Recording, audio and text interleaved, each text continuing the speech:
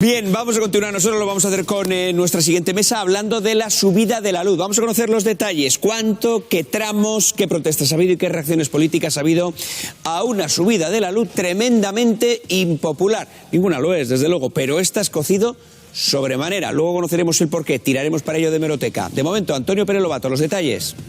Sí, sobre todo una primera pregunta. Si saben ustedes lo que es PVPC. ¿Qué tipo de tarifa de la luz tiene? Pues no, ni idea, vamos. Pues no tengo ni idea. Pues lo primero, mírenlo en la factura, luego lo explicarán Verónica Sanz y Luis Quevedo, y es importante porque si no son de los 11 millones de instalaciones que tienen este tipo de factura en España, bueno, pues lo que les vamos a contar ahora no les afecta, o al menos no les afecta por ahora. Bueno, ya han visto varias veces probablemente lo del gráfico, les sonará eso de planchar por las noches, pero estos son los tres tramos distintos. Una hora valle entre las 12 y las 8 de la mañana, de 8 a 10 está esa hora llana, de 2 a 6, de 10 a 12 y la hora punta, de 10 a 2 y de 6 a 10. ¿Qué es lo que quiere el gobierno? Dice que la tarifa vaya más relacionada con el consumo y que se distribuyan más las horas. Es lo que llaman hacer pedagogía. Se está haciendo un ejercicio de pedagogía por parte del Gobierno, de la Comisión Nacional de Mercado de la Competencia y otros actores, pero desde el punto de vista de Unidas Podemos lo tenemos muy claro. Hay que cumplir el acuerdo de coalición. Ese acuerdo de coalición incorpora reformas estructurales en el mercado energético que tienen como objetivo rebajar el precio de la luz de las familias consumidoras. Estamos hablando de un bien básico, un bien esencial que tiene que rebajarse. Por tanto, esta nueva tarifa implica que sube. Bueno, pues desde el Ejecutivo solamente tienen buenas palabras. En el 75% de las horas baja la tarifa de consumo eléctrico. Yo desde luego no recomendaría a mi madre que se levantara a las 2 de la mañana a planchar, ni para atrás. ¿Y por qué insiste la ministra en que no hay que hacer esos malabarismos con el horario para precisamente utilizar las cosas cuando no son esas horas más caras? Bueno, pues porque dice que realmente es que no son tan caras. Pusiéramos 40 lavadoras al mes en las horas más caras, nuestra factura se incrementaría 4 euros. Es decir, dicen que a medio plazo se supone que esto lo que tiene que hacer es rebajar precisamente el precio que pagamos por la luz. ¿Se pueden hacer más cosas? Se pueden hacer más cosas. De hecho, esta misma semana el Ejecutivo ha planteado dos nuevas cuestiones. La intención es que baje otro 15%, reduciendo en 1.000 millones el beneficio que reciben por las emisiones de dióxido de carbono las centrales nucleares e hidroeléctricas. Realmente estas, no se nos olvide, no emiten dióxido de carbono, pero cobran como si lo hicieran. Pero esto es a medio plazo porque hasta que no se apruebe en las Cortes esto no va a estar funcionando. Queda otra incógnita. ¿Por qué no baja o se puede bajar el IVA precisamente de la luz? Está en un 21% y esto contestaba el Ejecutivo. Es por tanto una estrategia o una cuestión que no estaría en línea con lo que se marca por parte de Europa. Porque dice la ministra o decía el Ejecutivo que precisamente la Unión Europea lo que quiere es que dejemos de utilizar tanto el IVA reducido. Una excusa que no se nos olvide también utilizaron con las mascarillas y que finalmente terminaron bajando. Iñaki. Voy, antes de ir con Ángel, con Roch, voy a pedir también la aportación, un titular para Gonzalo Bernardo y para Juan Ramón Rayo con respecto al tema que nos ocupa, el tarifazo, la subida de la luz. Rayo, adelante. Bueno, ¿qué tal? Buenas noches. Creo que no habría que mezclar en ocasiones temas, ¿no? La tarifa eléctrica se ha incrementado muchísimo durante los últimos meses, la factura de la luz se ha incrementado mucho durante los últimos meses, pero no pensemos que está relacionado con este cambio en las condiciones de facturación. Si la tarifa se ha incrementado, si la factura de la luz se ha incrementado mucho durante los últimos meses, es por dos motivos. Primero, porque el precio del gas está en máximos de 10 años y segundo, porque los derechos de emisión de CO2, que es una autorización administrativa para que las eléctricas que utilicen combustibles fósiles puedan generar, están en máximos históricos. Estos dos factores son los que explican la enorme escalada del precio de la electricidad y, por tanto, aunque no cambiáramos el sistema de facturación, que va a subir la electricidad a casi 10 millones de familias, pero no a otros 18 millones de usuarios, aunque no cambiáramos el régimen de facturación, la factura de la luz seguiría subiendo y subiendo y subiendo por estos dos motivos. Gonzalo. El gobierno tiene dos compromisos. Un primer compromiso es bajar el precio de la luz Y un segundo compromiso es que las familias entiendan el recibo de la luz. Y en el primer compromiso tiene un plan, pero hasta ahora no lo ha ejecutado. Y el plan está muy bien. Y el plan significa, hay eléctricas que están ganando muchísimo dinero sin merecérselo, por un sistema de fijación de precios que les hace que tengan beneficios estratosféricos, y vamos a coger y vamos a recortarle esos beneficios. Esos beneficios se estiman en 1.000 millones de euros y a mí me parece una estimación modesta. Ya sé que Rayo, que está haciendo gestos, todo lo que sea beneficiar a las empresas y perjudicar a las familias, no, Gonzalo, que desviar el tema. Pero es así. La historia es que las eléctricas en España tienen valoraciones estratosféricas en bolsa y se deben principalmente a todo lo que han llegado a ganar. Ahora bien, que el Ejecutivo coja y haga una pedagogía tan mala como ha hecho, que complique el recibo de la luz, que no sepa explicar cuáles son sus planes y que primero coja y ponga tarifas por horas en lugar de decretar enseguida la bajada, me parece un gran error. Y también lo que me parece un gran error es que a actividades turísticas se le tengan un tipo de impuesto en el IVA del 10%, que los hoteles sean del 10%, y en cambio un servicio absolutamente básico como es el IVA tenga un 21%. Si realmente la luz es necesaria para la subsistencia, como está demostrado, debería tener un IVA privilegiado, no del 21, sino más bajo. Y por lo tanto, en resumen, Iñaki, me parece que el gobierno tenía un buen plan, pero se ha quedado en el plan, porque la realidad es insatisfactoria desde todos los puntos de vista. Bueno, desde luego el planeta de las eléctricas va a mejorar y mucho, eso no me cabe ninguna duda. Vamos a tirar de hemeroteca, vamos a recordar qué decían cuando no estaban en el gobierno quienes ahora están con respecto a la factura de la luz. Vamos con Antonio Pérez Lobato. Sí, porque la biblioteca suele perseguir a nuestros políticos incluso con cosas tan específicas de esta tarifa como poner electrodomésticos a horas intempestivas. Para que no pueda ocurrir que haya familias que están poniendo la calefacción a horas o que están encendiendo la luz a ratitos porque la luz está muy cara, o buscando en no sé dónde a ver cuál es la hora más importante para poner la lavadora para que el precio sea más barato. Y es que esta semana se han recuperado muchísimos titulares y muchísimas declaraciones de la ministra Montero, porque es verdad que se ha referido varias veces al precio de la luz. Estos son algunos. Que suba la factura de la luz no es un terremoto que cae del cielo, eso es la consecuencia de decisiones políticas. Y si gobierna alguien que sea capaz de pararle los pies a los abusos de las eléctricas, a lo mejor la factura de la luz no sube. Solo si Unidas Podemos gobierna, vamos a poder sentar a los jefes de las eléctricas en una mesa a decirles: la factura de la luz va a bajar. Los ciudadanos no se merecen pagar una de las facturas más caras de Europa.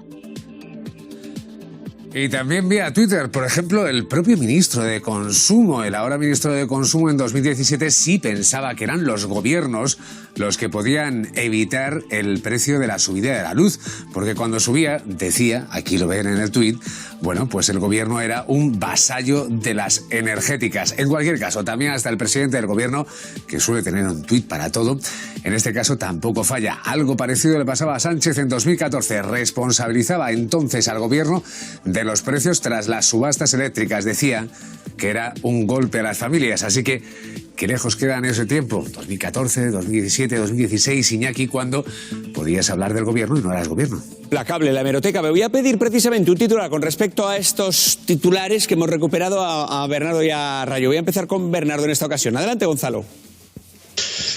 Mira, antes he oído que la culpa la tienen las energías renovables. No es verdad. Las renovables eran muy caras hace 10 años. Hoy en día, gracias al progreso tecnológico, son francamente baratas.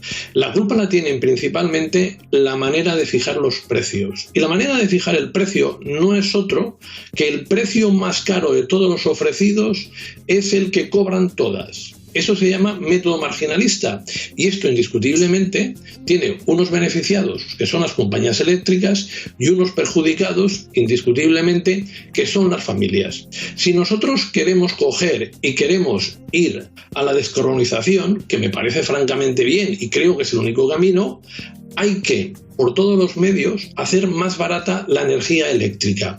Y para hacer más barata la energía eléctrica, volvemos a ver que el gobierno tiene un plan, pero no lo sabe explicar. Una gran parte de los fondos europeos van a ir a fomentar las energías renovables. Ese fomento a las energías renovables nos va a asegurar que en el próximo futuro será más barato que en la actualidad.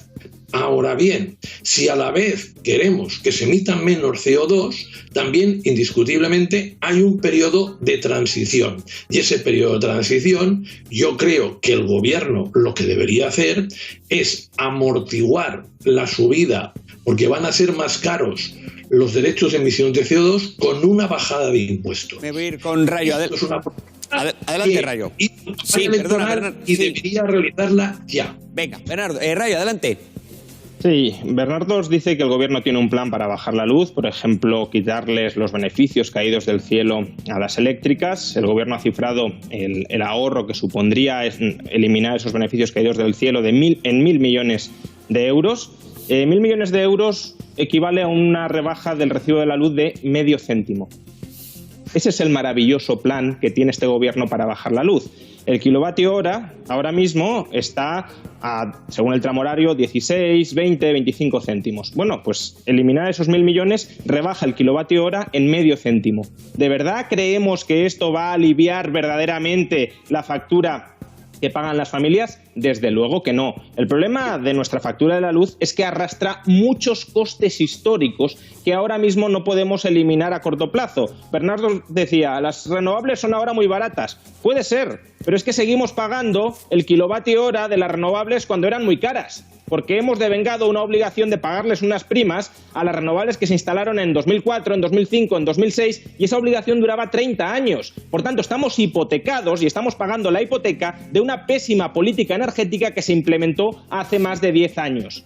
Y eso no lo vamos a cambiar a corto plazo. También estamos pagando el déficit tarifario histórico y eso no lo podemos eliminar a corto plazo. Y estamos pagando la transición energética en forma de descarbonización de la economía. Y eso supone derechos de emisión de CO2 más caros que cobra el gobierno, ¿eh? Esto no se lo llevan las eléctricas. Los derechos de emisión de CO2 están subiendo de precio, están en máximos históricos y quien se embolsa ese dinero es el gobierno. Es recaudación para el gobierno, no para las eléctricas. Y todo esto es lo que encarece el precio de la luz. El coste de la energía, que es a lo que solemos echarle todas las culpas, representa el 25% de la factura eléctrica. Hay un 75% de la factura eléctrica que no es el coste de la energía como se determina en el mercado. Ese 75% de la factura eléctrica lo fija el gobierno en el BOE y, por tanto, dejemos ya de... ¿Cómo que no? Los peajes de transporte y distribución no los fija el gobierno en el BOE, las primas a las renovables no las fija el gobierno en el BOE, el IVA y el impuesto especial a la electricidad no lo fija el gobierno en el BOE. Hombre, todo eso es el 75% del precio de la electricidad. Mírate la CNMC, mírate una factura eléctrica de las que recibes en casa y aprende el concepto por el que se paga cada una de los factores de la factura eléctrica. ¿Tú sabes cuándo la luz en este país era barata? Era barata cuando estaba regulada. Y el precio lo fijaba la administración. Y el 75% está regulado. En toda tu intervención no has dado ni un argumento para que baje. Y no has escuchado el que te he dicho yo. Yo te he dicho que si en lugar de coger y que el precio más alto sea el que pagan los consumidores, el más alto de la subasta fuera al medio o fuera por debajo del medio, se acabarían. Si tú miras las compañías eléctricas, cómo estaban valoradas en bolsa hace 10 años y miras cómo están valoradas ahora, la valoración es muy superior. Y tú, el único argumento que das es el de siempre. Voy a defender a aquellos que son mis amigos, que son las compañías eléctricas y las grandes multinacionales, y me da igual fastidiar a las familias. Y oye, por favor, el precio de la luz tiene que ser por un nuevo sistema de fijación de precios. Rayo, breve. Solo ha sido un robo para los consumidores. Pero sé, porque... Una frase de Rayo, por favor, que tengo que traerme este tema a debate también aquí en mesa. Adelante, Rayo. Gonzalo, sube el nivel, deja la demagogia, las eléctricas son un oligopolio y no lo estoy defendiendo. Ahora, lo que tú estás diciendo no tiene ningún sentido. La propuesta que tú... Gonzalo, déjame hablar, por favor. Gonzalo, por favor.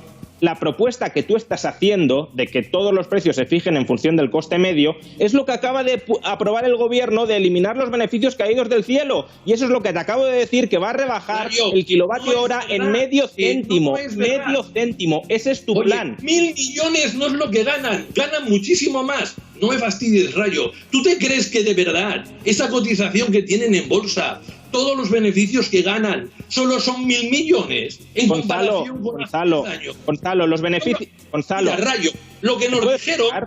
Escúchame. Te tengo que pedir mucha brevedad. Tiene que ser un titular, una frase, por favor, Gonzalo. Le tengo que dar otro titular a Rayo y traigo este tema. Un titular.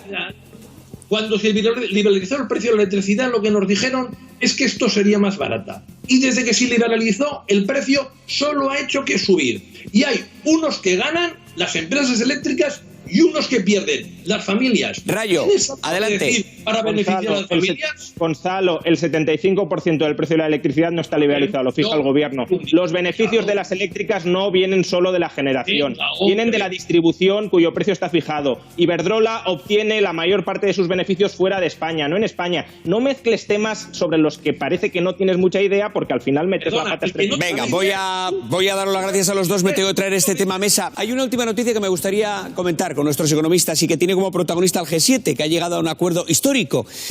Un acuerdo según el cual van a cobrar un mínimo de 15% de impuestos de sociedad, que no está mal, es una bicoca, a las grandes empresas para evitar el dumping fiscal, algo que ocurre, por ejemplo, en Holanda o en Irlanda. Es decir, que las grandes empresas paguen un mínimo de impuestos. Es un acuerdo al que ha llegado el G7. Voy a pedir un titular, Gonzalo. Ya era hora, pero es insuficiente. Tienen que pagar bastante más. Y sobre todo lo importante no es el tipo nominal, sino el efectivo. Estaría muy bien que llegaran a pagar el 25%. Ahora bien, es un cambio importante. Hasta ahora solo se hablaba de bajada de impuestos. En un gran número de países, incluso en la Unión Europea, se habla de subida. Y a la Unión Europea le parece el 15% que sería un tipo impositivo muy bajo. Es maravilloso que las cosas empiecen a cambiar. Me voy con Rayo. Ya era hora. Bueno, yo creo que los cárteles siempre son negativos y en este caso los cárteles de estados para subir impuestos también son negativos. En todo caso, confío en que la competencia fiscal no desaparezca, primero porque existe todavía la posibilidad de que los estados compitan fiscalmente a la baja hasta llegar al 15%, y por otro lado porque aquellos estados que no firmen este acuerdo podrán acoger a las grandes empresas en sus jurisdicciones para, aún así, abaratar los impuestos. Por tanto, ojalá siga la competencia fiscal en todos los impuestos, no solo en sociedades, a la baja. Muchas gracias a los dos.